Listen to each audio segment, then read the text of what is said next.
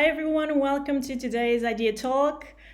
We're here today with Ryan Bailey from Equal Experts. Ryan, thank you so much for joining us. It's my pleasure. Thanks for having me. You're welcome. So before we start, let me just remind everyone that you can leave your questions on a chat box next to this video, and Ryan can answer them by the end of our talk.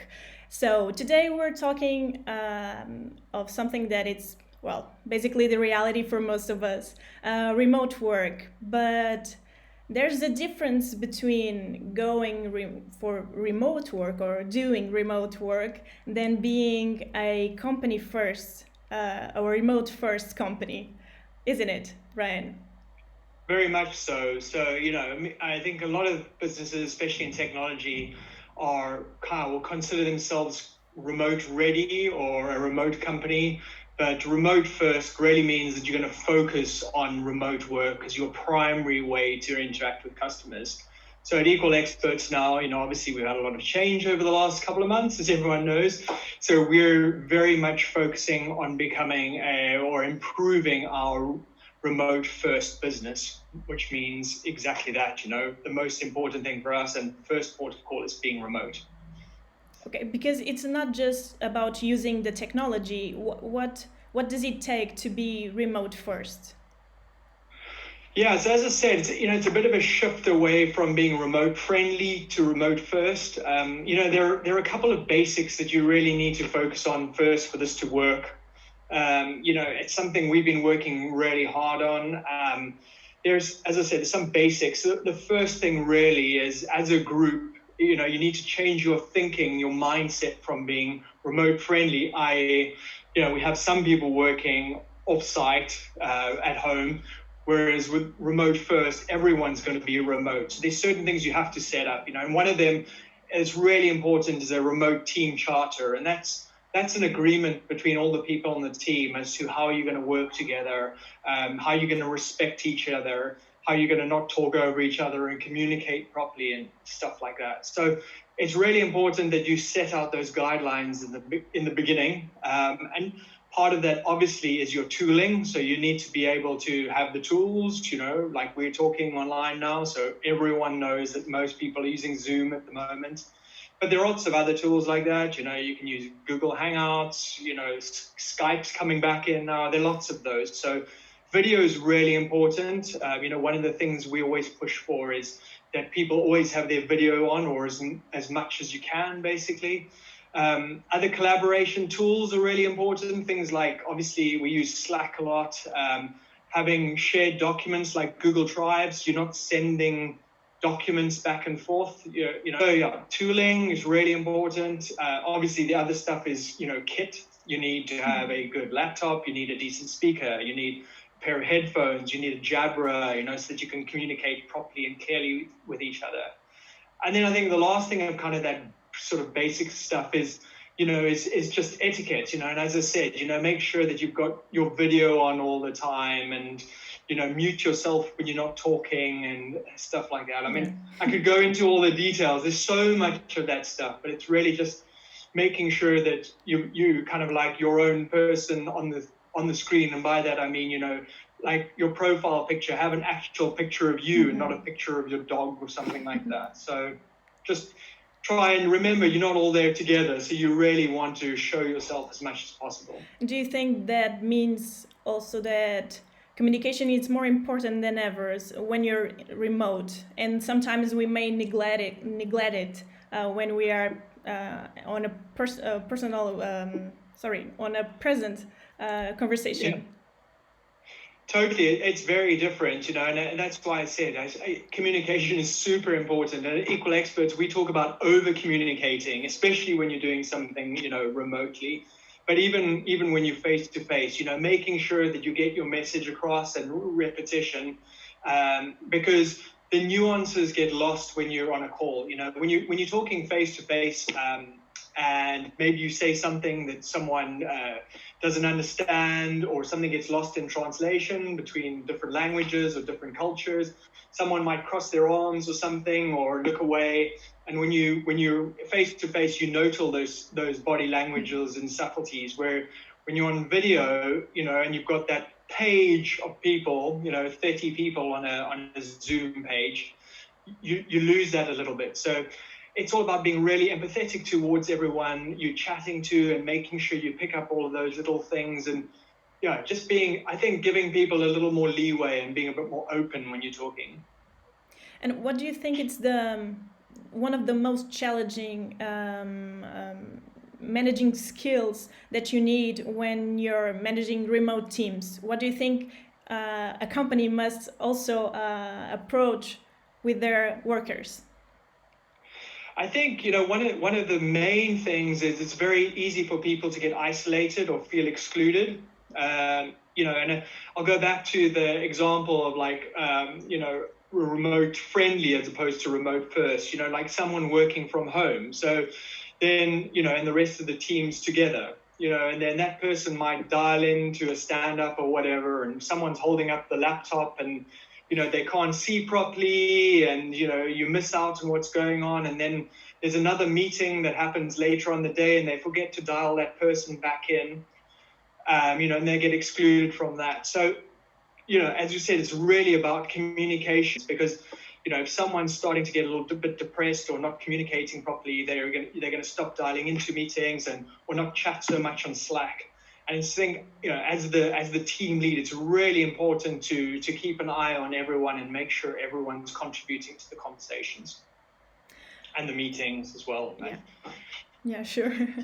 And do you think that this will be a requirement for companies in the near future? I mean, will we all need to think more remote first than ever? I think so. I don't know if every company is going to go remote first. It's a big ask, especially for traditional companies. Most of us work in tech. It's a young industry, so we adapt really quickly. But a lot of older, more traditional companies really struggle with it. There's a lack of trust of people. So they think, oh, well, if you're at home, you're sitting on the couch watching TV and you're not working. So I think some companies will adopt this and embrace it and go, yeah, this is the way to go forward. It means not having to spend so much money on office. It gives people more time and flexibility to be with their family, look after their children. It means we don't have to manage an office. So I think it's going to take time. I think a lot of companies will slowly change because of this and realize, hey, we can have more flexibility. We can allow people to work from home. So a long story, I think it's going to come from both sides. It's going to come from the employer's side, where they go, actually, we get, this is working, and we give people more flexibility and they can work from home.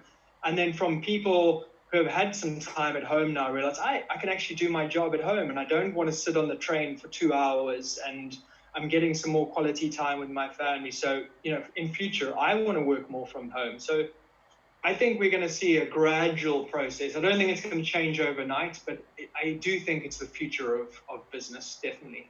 Because if I understand right, what you're saying, this change is more like a company's culture change than just a technology change. So it's more, it's deeper than just using some more Zoom meetings or Skype meetings.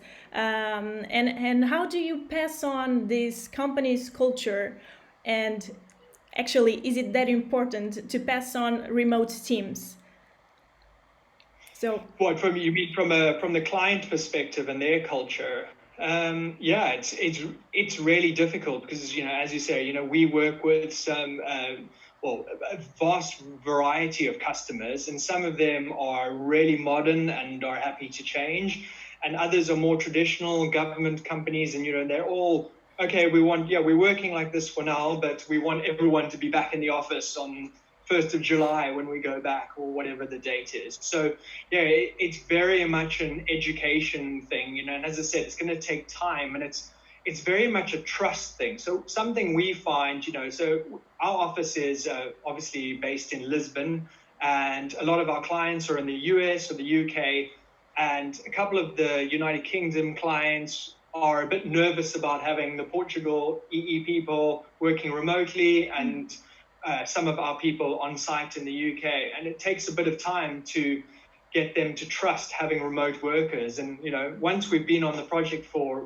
a couple of months, even they go, "Wow, this is working really well." It's great having some different people on. So it's an education process for sure, and it's going to start with small baby steps and incrementally. You're not going to get a company just to go from 1 minute that they want everyone on site, and in post-COVID, they're just going to be, "Oh, this is brilliant. Let's just have everyone at home." So it's going to take time, and it's going to be a slow process, I think.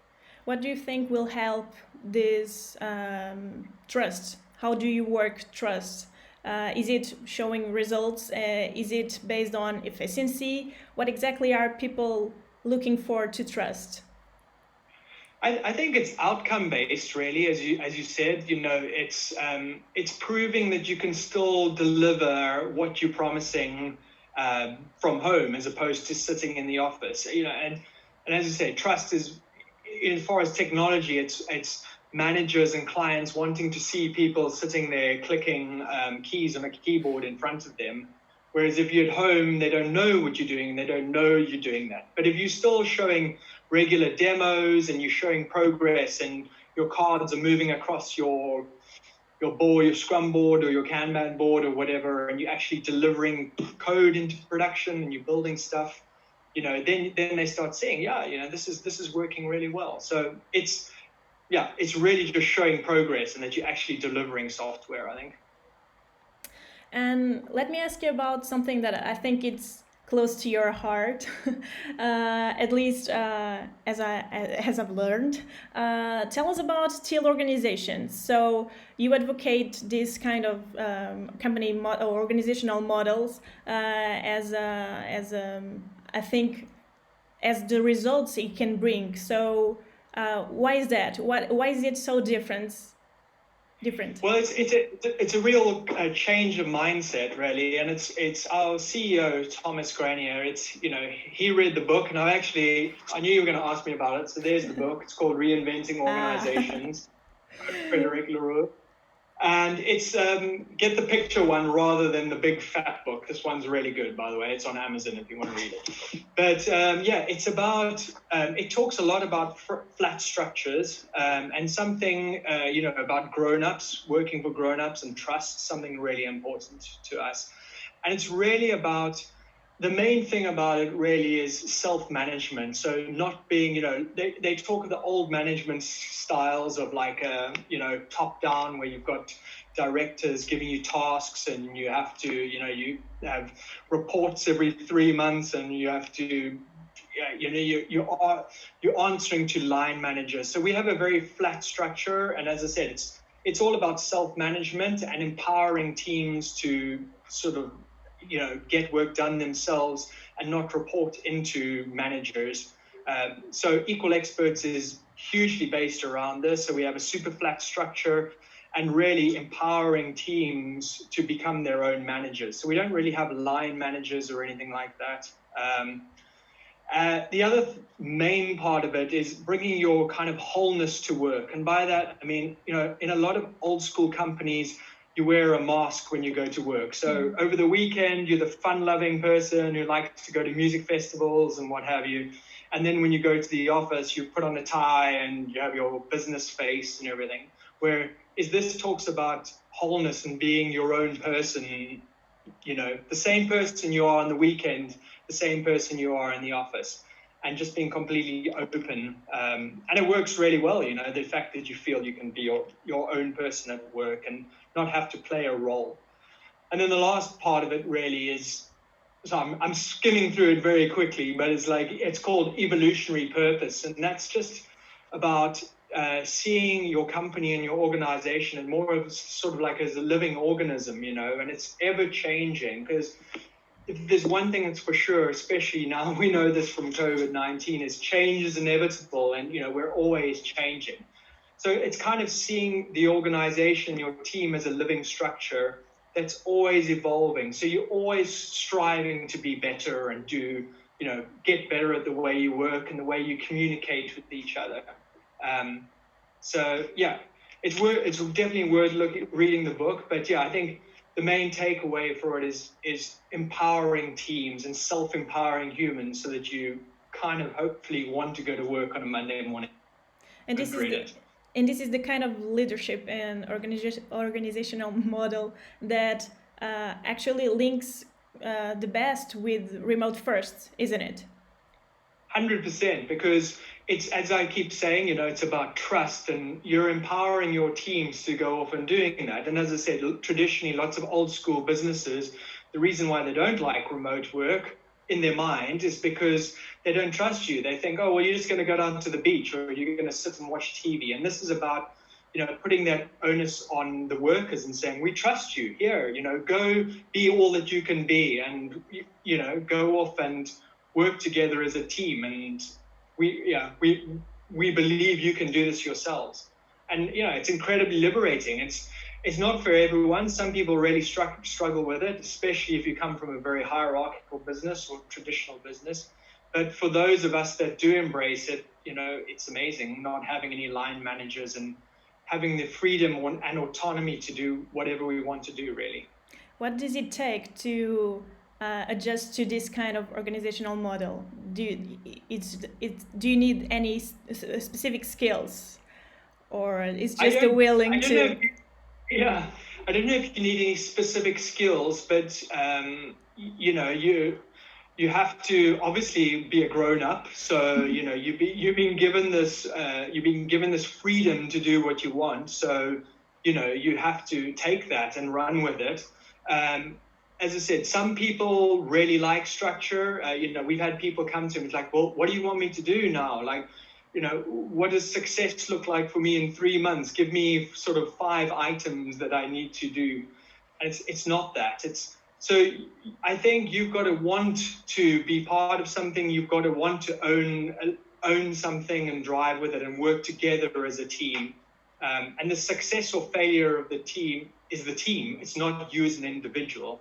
So it's about people. Well, it suits people who want to work together and don't like being told what to do all the time. And let me just make it a step back a little, some steps for something that you said earlier about for technology companies, it's easier to adopt remote first. Why do you think other companies have struggled so much? Is it also about trust? I think it's a couple of things. It's definitely about trust. It's largely about fear of change. So, if you take organizations like law firms, there's a huge amount of tradition and structure that has gone in the past, and they're very slow to change and adapt. So an example is, as I said, for you to work remotely, you need to be able to have shared documentation, obviously. So if I'm sitting at home and someone's sitting somewhere else, we need to both be able to access the same Google document. And law firms generally don't have that. The documents are either in paper or are sitting on a specific dedicated server sitting in one of their offices. And that then makes it incredibly difficult for someone or the team to work from home where you've got no access to the folders, or the users, your employees don't have laptops, they have desktops. So how are they then supposed to connect into the file server and stuff like that? So I think there are a couple of things, it's technology barriers, it's tradition and the way things they did, and trust. I'm sure there are other aspects to it as well, but I think those are 3 really important ones. And will you say that remote is more efficient than non-remote work? That's a very good question, and that is something we are still grappling with. It's a very difficult answer to give because it really depends on the circumstance and the team and the project and the autonomy and the amount of freedom that the client gives you and all that sort of thing. So I think, well, in set up in the right, if it's set up in the right way, and you're given all the tools and the communication channels and the right people, it works super smoothly. So as I said, we do a lot of business with clients in the US, and for some reason they're very open to working remotely, and it works brilliantly. But then you can have another client where you're only getting access to certain stakeholders, once a day for 30 minutes, and then you've got lots of blockers all the time because the communication's not flowing properly and you're being excluded from meetings that are happening on site and stuff like that. So in the right conditions, it works brilliantly, but it takes a lot of structure, especially upfront about how you're going to work. And as I talked about, your team charter and setting that up from the client and the team. So if you set it up correctly, I truly believe that it's the best way to work, but it takes a lot of effort, especially for, considering it's something so new. And if we're talking about a teal organization, is it possible that you can have some kind of a mix between them, and that would be the best way to work on a specific project? So the reality is you're always going to have a mix because, teal organizations, this is a fairly new thing. It's been around for, a decade now at least, but, not many companies have adopted this sort of way of working. So when we go in, as I said, a lot of our clients are government clients. We work in huge companies as well.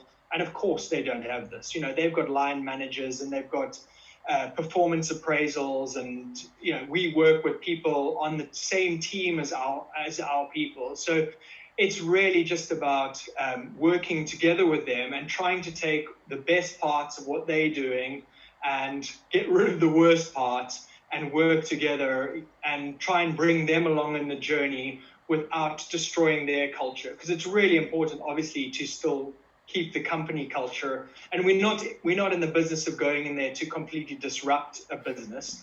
We're trying to go in there to deliver good quality software faster and improve the business, really. So I don't know if I've answered your question there, but it's really about trying to take people along for a journey without destroying their whole culture completely.